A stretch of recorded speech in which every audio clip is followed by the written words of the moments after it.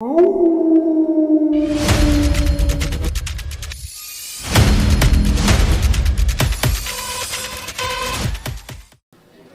News 18 का digital platform देख रहे हैं आप और मैं हूं आपके साथ ऋतु सिंह। उत्तर प्रदेश के बहराइच में एक बार फिर दहशत ने दस्तक दी है, लेकिन इस बार कहानी पहले से कहीं ज़्यादा खौफनाक है। यहाँ एक नहीं, दो नहीं, बल्कि एक पूरे झुंड ने गांव पर हमला बोल दिया और निशाना बने खेत की रखवाली कर रहे एक बुजुर्ग दंपति। तो बीते कुछ महीनों से बहराइच के गांवों में भेड़िए का आतंक पसरा हुआ था, लेकिन अब वो अकेला शिकारी नहीं रहा। अब वो एक गैंग के साथ लौट आया है और ये गैंग अब मासूम बच्चों के साथ बुजुर्गों को भी नहीं बख्श रही है। सोमवार रात जो हुआ है उसने पूरे इलाके को दहशत के साए में ढकेल दिया है। लोग अब खेत नहीं जा रहे हैं और रात को घर से बाहर निकलने में भी डर रहे हैं और प्रशासन से अब उनका भरोसा भी डगमगाने लगा है। तो क्या ये वही भेड़िया है जिसे वन विभाग ने मार डाला था, या फिर जंगल में अब भी कई शिकारी खुलेआम घूम रहे हैं? आइए जानते हैं पूरी कहानी क्या है। तो उस खौफ की कहानी जानेंगे जो अब गांव-गांव तक फैल चुकी है। उत्तर प्रदेश के बहराइच में भेड़िए की दहशत की खबरें तो आपने खूब सुनी होंगी, लेकिन इस बार ये आदमखोर भेड़िया अपनी गैंग लेकर आया है। बहराइच के कैसरगंज थाना क्षेत्र के मंझारा तोकली गांव के प्यारेपुर मजरे में सोमवार की रात भेड़ियों के एक झुंड ने घर के बाहर सो रहे एक बुजुर्ग दंपति पर हमला किया और उनकी जान ले ली। मंगलवार सुबह जब ग्रामीणों ने उनके अधखाए हुए शव देखे तो पूरे गांव में दहशत फैल गई। भेड़िया दोनों के शरीर का ऊपरी हिस्सा खा गया। घटना से गुस्साए गांव वालों ने वन विभाग की टीम पर लाठी डंडों से हमला कर दिया। एसडीओ की गाड़ी तोड़ डाली और मृतकों की पहचान 70 साल की मनाखिया और 80 साल के खेदन के रूप में हुई है। गांव वालों का कहना है कि भेड़िए का ये झुंड, या फिर कह लीजिए भेड़ियों का ये गैंग, रात में गांव में घुसा और सो रहे बुजुर्ग दंपति को अपना निशाना बना लिया। तो 70 साल की मनाखिया के सिर का हिस्सा और 80 साल के खेदन का एक हाथ और पैरों का निचला हिस्सा पूरी तरह से गायब था। सोमवार की रात खेदन अपनी पत्नी मनकिया के साथ खेत की रखवाली करने गए थे। करीब 1 बजे खाना खाने के बाद दंपति खेत में ही बनी झोपड़ी में सो गए। मंगलवार सुबह 9 बजे तक जब दंपति घर नहीं लौटा तो परिवार वाले उन्हें देखने पहुंचे और वहां पति पत्नी के शव लहूलुहान पड़े हुए मिले। आदमखोर भेड़िए ने इस बार हमला करने के अपने तरीके में कुछ बदलाव भी किया है।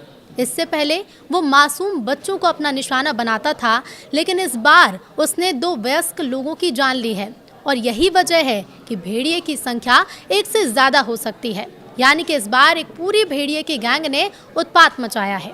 तो वहीं इससे पहले भेड़िए ने गंधुझाला गांव की मीना देवी, भृगुपुरवा की रहने वाली धनपतिया और प्यारेपुरवा की सेबरी पर भी हमला किया था। तीनों बुरी तरह से घायल हुए हैं। उनका गांव के ही सीएचसी में इलाज भी चल रहा है।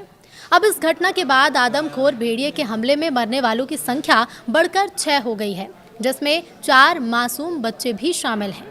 तो वहीं 16 से ज़्यादा लोग अब तक घायल हो चुके हैं। 2 दिन पहले रविवार की रात वन विभाग ने इसी गांव में एक नर भेड़िए को मार गिराने का दावा भी किया था, जिससे लोगों में राहत की थोड़ी उम्मीद भी जगी थी। लेकिन आज फिर से ये घटना हुई जिसने एक बार फिर से खौफ पैदा कर दिया है। हालांकि इसे लेकर डीएफओ और रेंजर के अलग अलग मत हैं। कैसरगंज रेंज के मंझारा तोकली, परागपुरवा, रोहितपुरवा, बहुरवा, गंधुझाला समेत 11 गांव भेड़िए के आतंक से दहशत में जी रहे हैं। कैसरगंज का ये इलाका अक्सर जंगल से सटे होने के कारण वन्य जीवों के हमले का शिकार होता रहा है। जानकार ये मानते हैं कि खाने की तलाश में ये जानवर आबादी वाले इलाकों में घुस आते हैं और फिर आसान शिकार मिलने पर आदमखोर हो जाते हैं। भेड़िए की दहशत साल 2024 में भी देखने को मिली थी। साल 2024 में भेड़ियों के हमले में 10 लोगों की जान चली गई थी, तो वहीं 50 से ज़्यादा लोगों को इस भेड़िए ने घायल भी कर दिया था। भेड़िए के हमले के बाद ग्रामीणों में जमकर आक्रोश देखने को मिल रहा है। जैसे ही जानकारी विभाग को लगी, वन विभाग के एसडीओ मौके पर पहुंचे और घटना से गुस्साए गांव वालों ने लाठी डंडे लेकर उन्हें खदेड़ लिया, गाड़ी को तोड़कर क्षतिग्रस्त भी किया। अब वन विभाग के अधिकारियों और कर्मचारियों ने किसी तरह से मौके से भागकर अपनी जान बचाई। गांव वाले वन विभाग की टीम को अंदर घुसने तक नहीं दे रहे हैं। इस घटना के बाद इलाके में सन्नाटा सा पसरा हुआ है। लोग रात में बाहर निकलने से भी कतरा रहे हैं। खेतों में जाने वाले लोग तो जैसे रुक ही गए हैं। जो परिवार खेतों में रहते थे या फिर काम करते थे, वो अब अपने बुनियादी रोजमर्रा के काम से भी वंचित हो रहे हैं, दूर हो रहे हैं। बच्चे खेलने तक नहीं निकल पा रहे और बुजुर्गों की सुरक्षा को लेकर परिवार असहज होते जा रहे हैं। स्थानीय लोगों का मानना है कि अब कोई भी रात में अकेला नहीं निकलता, भले ही कोई छोटी सी भी चीज़ के लिए बाहर निकलना हो, छोटा सा भी कोई काम हो, लेकिन अब कोई भी अकेले नहीं निकलता है।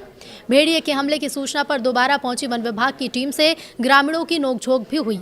ग्रामीणों का आरोप है कि प्रशासन उन्हें बेवकूफ़ बना रहा है। लोगों को फर्जी सूचना देकर बताया गया है कि भेड़िया मारा जा चुका है। ग्रामीणों ने यह भी आरोप लगाया कि वन विभाग लगातार लापरवाही कर रहा है। बुलाने पर टीम आती है, लेकिन महज 2 मिनट ड्रोन उड़ाने के बाद टीम लौट जाती है। तो बहराइच में भेड़ियों की मौजूदगी कोई नई बात नहीं है। यहाँ दशकों से भेड़िए रह रहे हैं, लेकिन पिछले 1 से 2 साल से इंसानों पर हमले के मामले बढ़ते जा रहे हैं। वो पहले से ज़्यादा खूंखार होते जा रहे हैं। भेड़ियों के बर्ताव में भी काफ़ी बदलाव देखने को मिला है। आमतौर पर भेड़िए रात के अंधेरे में हमला करते हैं, लेकिन अब ये दिन दहाड़े हमला कर रहे हैं, और वो भी इंसानों की मौजूदगी में। ऐसा व्यवहार भेड़ियों का पहले नहीं देखा गया। भेड़ियों के व्यवहार में बर्ताव के कई कारण भी हो सकते हैं। नदियों का कटाव एक बड़ा कारण बनकर उभर रहा है। पानी बढ़ने की वजह से नदी किनारे भेड़ियों को खाना नहीं मिल पा रहा। पहले नदियों के किनारे भेड़ियों को कछुए, खरगोश जैसे छोटे जानवर मिल जाते थे, लेकिन नदियों के कटाव के चलते उनका घर भी अब खत्म होता जा रहा है। ये भी एक वजह हो सकती है कि वो इंसानी बस्तियों की तरफ बढ़ते जा रहे हैं। भेड़ियों का गांवों के आसपास आने की एक बड़ी वजह और है। उन्हें खाने की तलाश के लिए ज़्यादा मेहनत नहीं करनी पड़ रही है। अक्सर इंसानी बस्तियों के आसपास मवेशियों के शव कूड़े में पड़े होते हैं, जिनसे उनका पेट भर सकता है। इसके अलावा पालतू जानवरों का शिकार भी आसान है, और इसी वजह से भी वो इंसानों के पास आने लगे हैं। अब उन्हें इंसान भी निवाले के तौर पर दिखने लगे हैं। विकास कार्यों के चलते जंगल सिकुड़ते जा रहे हैं। साथ ही इलाके में बाघ और तेंदुओं की संख्या भी अब बढ़ती जा रही है, और इस वजह से भी भेड़ियों के सामने जंगल में सरवाइव करने का संकट है। भेड़ियों ने गन्ने के खेतों को अपना नया घर बनाना शुरू कर दिया है, क्योंकि इनमें छिपना और शिकार करना आसान होता है। इधर शनिवार को सीएम योगी आदित्यनाथ ने भेड़िए के आतंक से प्रभावित क्षेत्र का हवाई सर्वेक्षण भी किया था। उन्होंने कहा था कि भेड़िया अगर ना पकड़ में आए तो उसे गोली मार दें। जनता को समस्या से निजात मिलनी चाहिए। उन्होंने भेड़िए के हमले में घायलों को 50,000 रुपए की राशि देने के निर्देश भी दिए थे। तो 4 मासूम बच्चों की जान जा चुकी है, 2 बुजुर्ग दंपति का खौफनाक अंत हो चुका है, और घायल होते जा रहे हैं वो लोग जो सिर्फ अपनी जिंदगी की लड़ाई लड़ रहे हैं, खेतों में, झोपड़ियों में, गांव की गलियों में। लेकिन अब सवाल सिर्फ भेड़िए का नहीं है, सवाल ये भी है गांव वालों की सुरक्षा का क्या होगा। गांव वालों की सुरक्षा की जिम्मेदारी आखिर किसकी है? कब तक ड्रोन उड़ाकर सिर्फ खाना पूर्ति होती रहेगी, और कब तक लोग खुद ही अपनी जान की रखवाली करेंगे? 4 मासूम बच्चों और 2 बुजुर्गों की जान के साथ अब ये केवल भेड़िए की कहानी नहीं रही, सुरक्षा और जिंदगी की लड़ाई भी बन चुकी है। गांव के लोग पूछते हैं कि कब तक ड्रोन उड़ाकर सिर्फ खाना पूर्ति होगी, और कब तक बच्चों और बुजुर्गों को खेतों पर अकेला छोड़ेंगे। बहराइच के जंगल में आज भी मौत घूम रही है, पैरों के पंजों के साथ, नुकीले दांतों के साथ। तो अगर वक्त रहते ठोस कदम नहीं उठाए गए तो अगला शिकार किसका होगा, ये कोई नहीं कह सकता।